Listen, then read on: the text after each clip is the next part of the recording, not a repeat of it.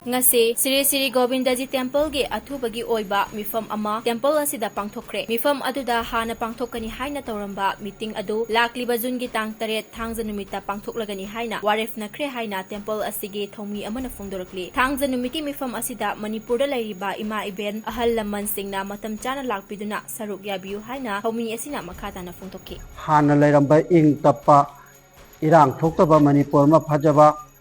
adumba Manipur ma oinanabagi pandamdani ekhoina ngasi hojik kaithariba sankirtonsi sankirtongi matangda kaitharaiba sina samajda amangwa pirakpasi kitang kannanabagi damakta ekhoi sankirtonsi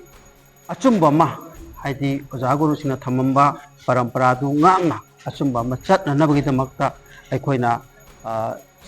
sinjabani haitare ekhoina lebaki khudongchadaba mana yethokkhibadagi लाइब तांगते सिदा कोइदा सोइदना पांथोक चरगनी गोविंद की ममांग जो होरे अखोइना जो ममांग जो हाना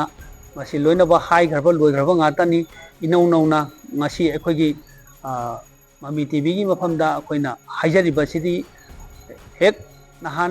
अखोइना अहामदा लेखिबा मतम येथोबा इंगागी हंदकी तरामाथोनि पांबा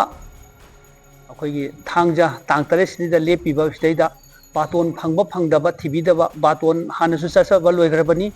अदुबु लैबाकी कनुबा इरांग खरदे येथोखरे अदु हारिबा अखोइना लेपचरिबा तांग तरेत दुगा तरामाथोनि पांबा इंगागी थांजे नुमिसैदा लेपिबा पुंभम मतम सिदा कायदना बातोन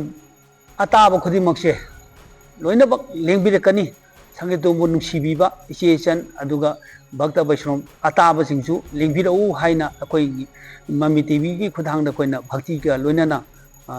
पलालो संगी माइगेदगी हनाना कोइना हाइजरी